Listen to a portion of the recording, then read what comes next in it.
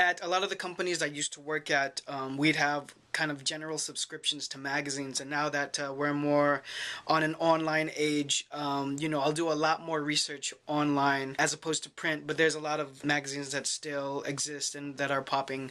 There used to be a ton of magazines on streetwear, on skateboarding, multiple industry magazines. So there's kind of a plethora of images there. Now everyone kind of gets their news online, as I said, but there's still a great resource. The subscriptions for the magazines would come in and they'd circulate through the art department. So the graphic designers and the art directors and then the apparel designers, we'd get it and as kind of like research tools and also to see what's going on with the industry, what ads other people are putting in there. Sometimes we had ads in that mag. From the first company that I worked at, I realized it's kind of a big part, and so now a good part of my week is visiting websites and researching and visiting blogs and see what product people are highlighting and what people are putting to market. Still nowadays though, I will use magazine tears a lot.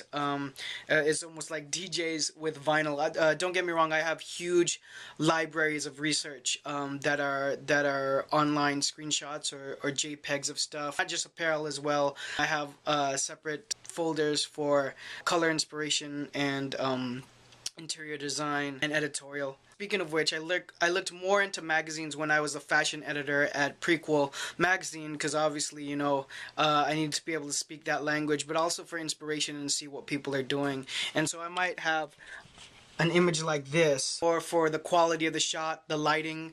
I like that the subject matter has an instrument, the way it's angled, it's not quite portraiture.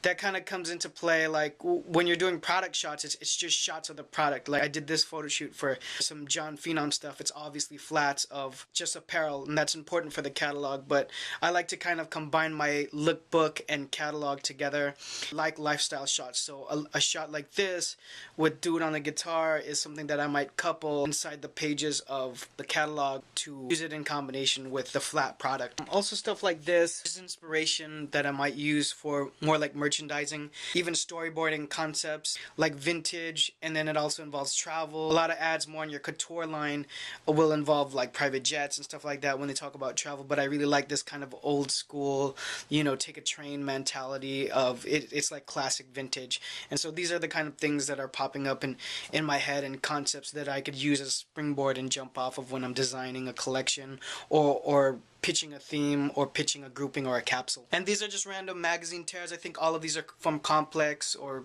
GQ, but I'm looking at different things here, not just design inspiration. There's on the denim, there's just on one page there's a ton of different finishes with grinding and bleaching and rinse finishes. It's almost like a palette. So the good thing about when you're pulling things from magazines, a lot of times that's a $20,000 photo shoot, or they might have done it, real bare bones and got it done for like under $1,000. But either way, it's creative. A company that put it out went through the time and effort, and then if they're product or consumer editing, the fashion editor or whoever's managing that category, they chose the product, and so they're highlighting it for a reason. Having worked at a magazine, obviously I know that they went through a lot of time like editing the product and trying to figure out what to highlight. Also, the brands that are putting money out to advertise, they're putting product to the forefront that they did their research on and they did their production on, product that they are banking their next seasons on. So it's always worth a look